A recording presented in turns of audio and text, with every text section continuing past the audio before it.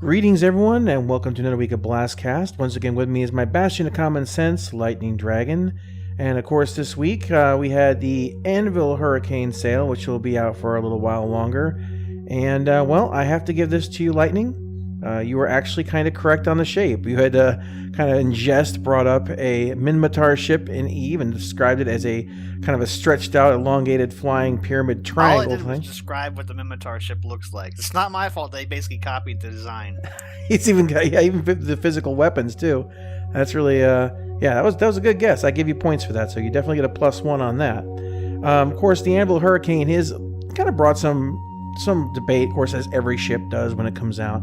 But there's some things that concern us a little bit, and we're looking at. It's a little bit of potentially, if not handled right, this ship could present some kind of form of power creep that's kind of been edging its way into the game over time.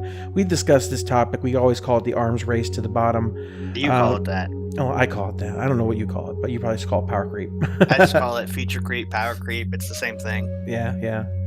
But the ship comes with 2 TR2 engines, 10 TR1 thrusters, a size 1 power plant, and that's the important part to pay attention to. 2 size 4 fixed mounts on the nose, carries 4 size 2 missiles, and has a man turret with 4 size 3 guns and 2 size 1 shields on the ship. Now, this ship is clearly made to basically carry physical-based weapons, cannons, Gatlings, whatever.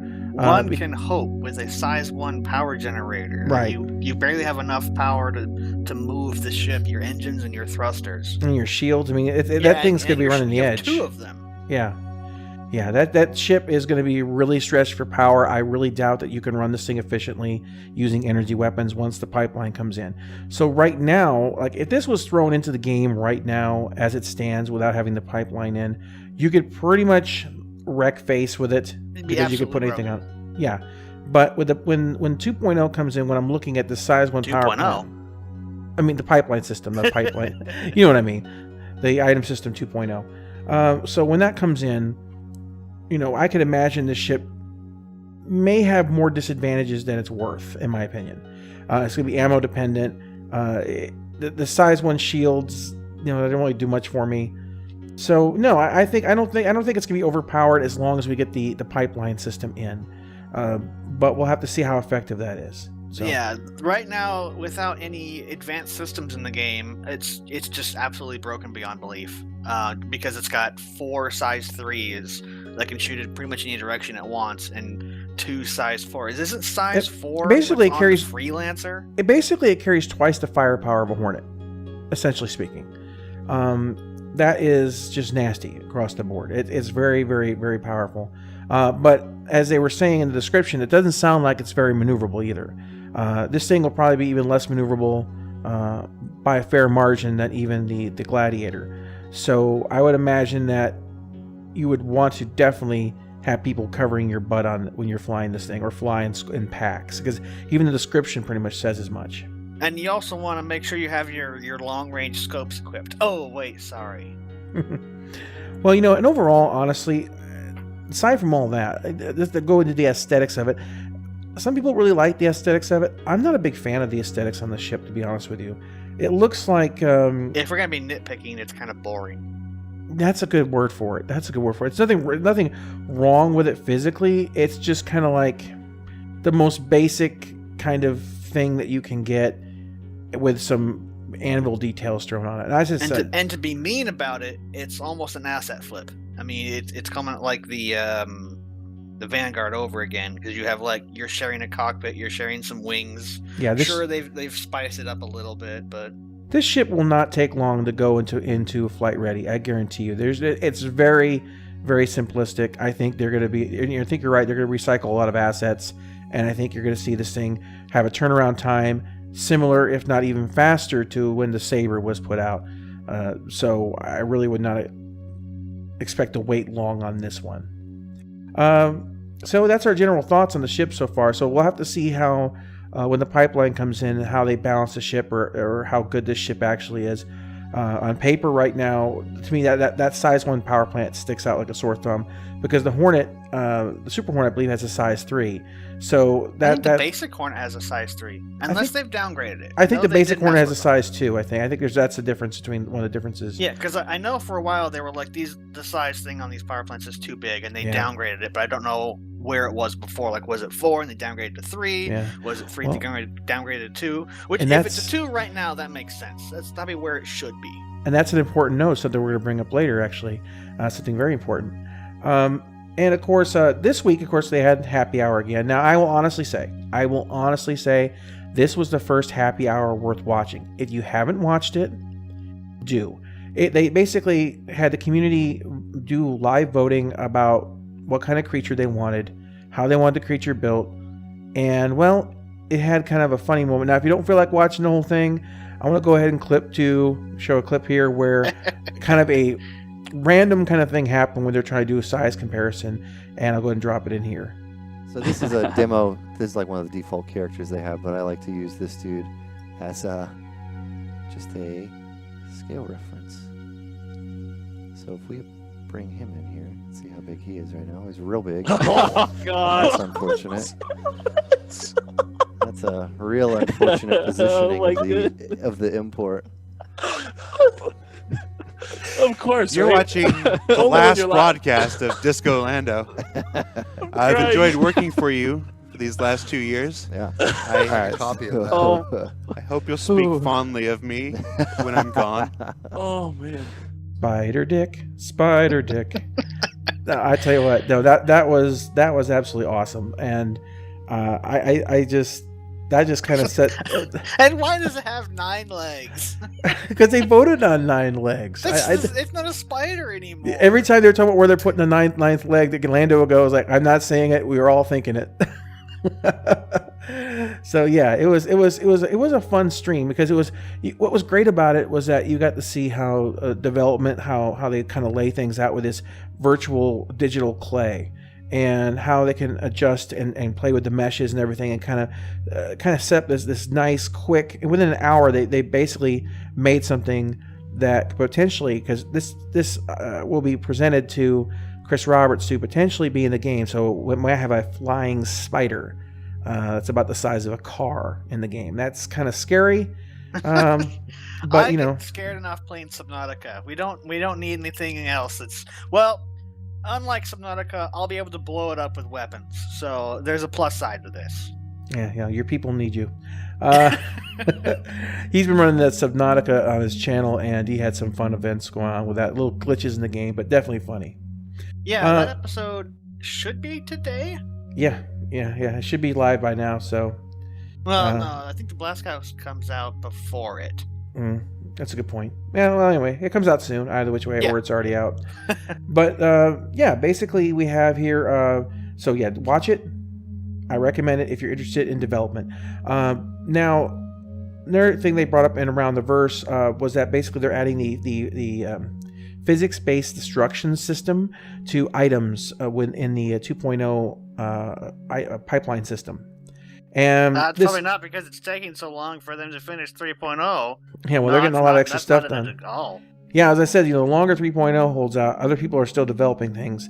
You're going to see more and more stuff. I mean, some people have even said, "Are we just skipping the 3.2 or something?" It was on the forums. It's kind of funny, but so anyway, so what this will do for us is right now, like if you play, just a game in general, or Arena Commander, or more appropriately Star Marine, and you shoot, say, a bottle on a table. The bottle doesn't break, it doesn't go anywhere. With the new system, everything that's in that room, potentially speaking, can be shattered, broken, knocked down, flipped around, so it can become really chaotic really quickly. And I feel that's something that's definitely that Star Marine is kind of missing at the moment, because a lot of that, almost all the environments, except maybe that pool balls and a couple other things, are pretty static. So yeah, I'm looking forward to that. And they're adding. We need grabby hands so we can hold a box, or I want to throw an 8-ball into someone's face from around the corner. That's what I want to do. A shield. We can hit riot shields. No, yeah, something like that. I mean, there's a lot of things. I've been playing some Star Marine, and today I just had a couple of the worst teams I could have been on, and maybe it was me. I don't know, but you have those days where you're just playing and everything just not lining up. Pug teams. Nothing was lining up today. So anyway, so they're adding facial idols for all the ships, so that when basically your character's sitting in the ship, they don't stare out into space like a ghost. They're actually going to be kind of looking around a little bit. I think that's kind of cool because right now they have this death stare. Oh god, that reminds me of Rick and Morty. They got these cyborgs. I am a recording device. Please act candidly. I am recording you. And you're just like staring at them and like 2 inches away from their face. That's kind of what it looks like. You are getting a mugshot. And well, we talked about last week. We had mentioned how I don't like choosing characters with long hair because I don't like how it clips through the clothing and things like that. So this week they had talked about their clothing system, which is Balls is efficient. Well, it's gonna be it's also aerodynamic, and so basically, when you put clothing on in games, most of the times, what happens is that if there's something underneath, you often will see when the character bends or flexes, or sometimes even just standing normally, parts of the underclothing clip through. And what this system is going to do is going to automatically go ahead and remove those parts of that clothing so they don't clip through and only show the parts that would show. And I think that's awesome. This will also reduce on the memory needed to draw in your clothing because parts are not being drawn in, so they don't need near memory. Right, exactly. So there's no downside to this as far as I can tell. And of course, I said it avoids the whole clipping, and I hate clipping on clothing and hair and stuff like that. It just bugs the hell out of me. I know it's my picadillo, but that's my thing. And of course, they showed off their interaction system, which is a part of Grabby Hands. They showed basically they picked up a little scanny device or whatnot that opened it, and then took the battery out of it, and then replaced the battery of a drawer, and then put the thing back down, turned it on. And this is interesting because I just picked up a game called Helion, and the with 2 L's. With 2 L's, and I put I did some survival kind of gameplay on it, and basically what it is that you start off in a space station, or either a space station or kind of like a large proper space station. Or in a ship. Or you can. There's like 3 different starts. Yeah, there's like a large station, a small station, which is like basically a nothing's room. There. Yeah, it's like 1 or 2 rooms. Yeah, and this thing in here to get things running, like you'll have say an engine on the ship, and it'll have like a bunch of different parts, and these parts can be individually pulled out, replaced, and in the game you have to scavenge for parts to try to keep things up and running. There's mining and all sorts of other things in the game. It's still in early development. I'm kind of enjoying it. I wanted to get some footage for the show on this, but unfortunately, Shadowplays being stupid and DX Tori will freeze the game. So I'm going to give you some stock footage here that the developers had from when they were stupid. Double stupid. Well, the game, it's always in development, so I don't expect everything to work all the time. But basically, yeah, I couldn't record anything for myself. So anyway, so you can enjoy the stuff back here. I'm going to be showing you for that. And systems are being tested right now in ships that basically allow players to control individual items to manage their signals that are generated out of their ships. And this is, I think, a key factor to stealth gameplay that's going to be coming out in the future. Now, right now, Lightning, you have the Hornet Ghost, and I have the Saber. And, you know, they're stealth ships, but there's really no true aspect of stealth gameplay. Wasn't the Saber, like, bordering stealth? Like, it wasn't built for that purpose, but it can do it? No, it was built to be stealth. Oh, was it? Okay. I thought it was one of those things that was, like, built to replace the Hornet, but... No, it was actually... Yeah, it was built to be in competition with the F8 Lightning, but instead of coming at it as a brute force approach like the F8 Lightning, they were going at it as a stealth approach. Okay. And so the F8 Lightning would carry way more firepower. Right. That's one ship I always get confused on. It's like, I know there's a lot of lore behind this. There's tons of lore in Star Citizen. It's just that there's so much development stuff that it kind of takes center stage. Like, hey, we added a new broken, overpowered ship to the freaking concept store. And if I'm wrong about any of this, feel free to write Lightning Dragon. I'm sure he... I'm sure that I won't read it or respond. That's a good point. That's a good point. And of course, they've almost finished updating the Aurora to the new updated model, and I kind of like the way that they changed the front a little bit. Before, when they had those guns that were on the bottom, they had these little arms that stuck out in the bottom. You could pretty much land on the guns, and it didn't look right. It looks like basically they're going to move those, or they kind of like lifted up those little pincer-like things, and they kind of just smoothly put them directly onto the ship. They also went symmetrical with the top ones. Well, yeah, but I mean, it's just one of those things. But overall, I think the ship looks a little bit better, and I don't imagine that that there's a whole lot to do on a ship like the Aurora. But the reason they wanted to do it, for most people, the Aurora is the ship that they're going to be starting with. It's the most popular ship because it's the ship everybody buys. Yeah, it's not because everybody wants the Aurora. It's just like, oh, what's the affordable. cheapest ship I can get? The Aurora. Exactly. So you just get the cheap ship. It's multi-purpose. It can do lots of things. It won't do all of them very well, but if you wanted to do cargo, it can do cargo. You wanted to do combat? Well, it can do that, but you might not be very happy with it. But it can do it. It can even be a long-range scanning ship if you buy additional like CPU upgrades and stuff. I mean, it's a ship that can pretty much do everything. It's just not going to do it as well as other ships. Yeah. I mean, it's definitely, in my opinion, if I had a choice between the Aurora and the Mustang, I still think the Aurora is a better choice. To me, it seems like it's just better. It's going to make you more money quicker. I don't think the Mustang, as it stands right now, is a ship I really want to take into combat. The only benefit the Mustang has is the exploration model. Yeah, is that the beta? Yeah, it's the exploration model. I think I would agree with you there. That if you're looking to explore, I would say that would be a good model to step into. Because that one, it's got a bed. Actually, I guess the Aurora has a bed too, but it's got more. It's got a whole living space in the back. It's not a cockpit with a bunk bed. Actually, to be honest with you, I think that that particular Mustang has got a better setup than the 315. The 315 was also supposed to be an explorer ship. Doesn't offer near the amenities. I'd rather take that Mustang out. 300 series is being under true. reproduction, right? That's true. I'm really looking forward to seeing how that comes out because I have a 350R, and that one might not change much, but I imagine the base Aurora or not Aurora. The base 300 series line will be changed. Well, at the very least, I'd be hoping that with the 300 changes to the 300 series, that I can actually start using mine more effectively in the persistent universe. I took it out today, and whenever you take damage on the main body and it skips to like model, like the first damage model or whatnot, you try to walk to your chair, and you fall through the ship. And you have to like make a running dash for your chair and like hit the F button before like you fall all the way through. Even though there's tons of parts there. Well, yeah, even though the floor is there, but for some reason it just thinks there's a hole in the floor, and you just go woo. And getting in and out's a real problem. You can hopefully that's been bug reported. Yeah, that has been. Well, I don't even know if they're honestly. If I was CIG, I almost wouldn't listen to it since you're going to be revamping the whole model anyway. Yeah, that's a good point. I mean, there's no point to fixing something that's going to be thrown in the garbage. Pretty much, yeah. So yeah, I mean, so that's what I'm hoping that they do. Because I really, really, really, really like that ship. And I also need to fix the G-force modeling on some of these because you can black out on the 350R. Like, I spent half the time taking a nap. It was just that might be undershooting it. The 350R probably has the original G-forces thing. Yeah, well, and it's just never been changed. It's odd. It's odd. I can't say that it feels right. Maybe the more indication between the states of I'm fine to I'm asleep.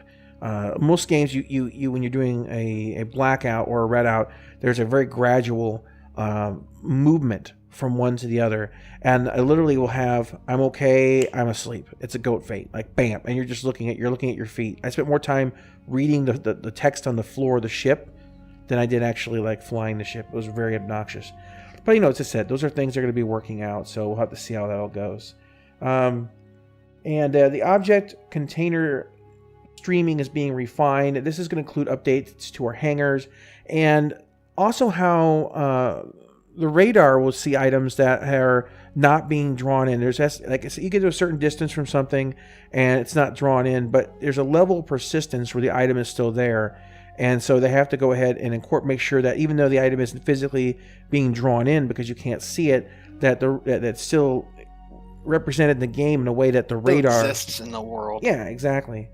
So, and very important, the ship stats page is finally getting an update. After what, 6 months, a year? It's been longer than a year. Oh, this is what we're talking about. We're talking about the size, of the comparison of the power plant. See, if the Super Hornet is running off the old stats of that power plant, that it could be completely wrong what we said earlier about that. But I'm only running off of what I can see. So I'd be very happy to see those stats completely updated, and updated as things change, I know the ships are going to change. It doesn't bother me so much. It's a balance things and make sure Everything is things. subject to change until we Yeah, get to 1.0, and even then, things are still subject to change. But it's hard to make good assessments with a 1.5, 2-year-old data on ships that that are. It's just something I'm very grateful for. They're adding new categories. There's going to be all sorts of new ways to compare ship X to ship Y, and I think it's going to help people make decisions on what exactly they want. They're also going to be incorporating new scanner gameplay that's being built. Hopefully it's something better than just an advanced golf swing. And they haven't given us any details on that in particular. I guess we'll find out probably in the next coming weeks or months. And the Explorer spacesuit is being sent to rigging for in-game testing. And the heavy armor class armor for Marine is an engine is being moved over to rigging, and the Outlaw heavy armor is in the final phases of concept and is about to move to the high poly phase. So yeah, there was a good amount of information this week. I've been taking out, playing a lot of the Persistent Universe and having fun out there, but I've been, as a while ago, I bought the TWCS throttle and to go with my T16000M. And I've been spending several months basically testing and trying to determine, is this the purchase that you'd want to make, or do you want to stick with dual sticks? Which one of those is better? So I'm going to be starting working on a video here soon that will go through and tell you, hopefully give you a better informed decision on if you're looking at these options of which one that you want to get. But anyway, guys, I think that's going to be everything for this BlastCast. So if you have any comments or questions... Wait. There is one thing that confuses me. Oh. So, a while ago, when you were talking about the armor, a while ago they said, the female model is going in for rigging and stuff, so like the skeleton was slightly different. I haven't heard dick about that since then. Yeah, there hasn't been any news about the female model for a little while. Which is kind of weird. I mean, it's not like, it's the end of the world. It's just kind of a curiosity that kind of popped up when they're talking about all this armor they're fixing and they're ready to put into a release state. But that's only one version of the armor. Yeah, I mean, you're right. I mean, maybe they're just going to be focusing on the male stuff for now. I know some people really want to play that have the female avatar. I totally get that. Because if I'm playing a game and I'm in third person for whatever reason, I'd rather look at the butt of a girl as opposed to the butt of a guy anyway. So I'm totally down with that. And that's why third person mode will never be disabled for Star Citizen. Yeah. Custom camera controls are going to be the death of the game. So basically, no. I think that they're still focusing primarily on the male model. I think it'll come back around when they actually get everything up and running. I think the last time they had mentioned the female models, that they were actually going into, they're working on animations and things like that. There's some differences in the way because the skeletal structure between men and women, how we move. So yeah, so they had to actually make a second rig or something for it. Anyway, it was just a curiosity. That's it. Go away, folks. No more news. No more planetary information. Maybe next week. All right, guys. Thanks for watching. Bye-bye.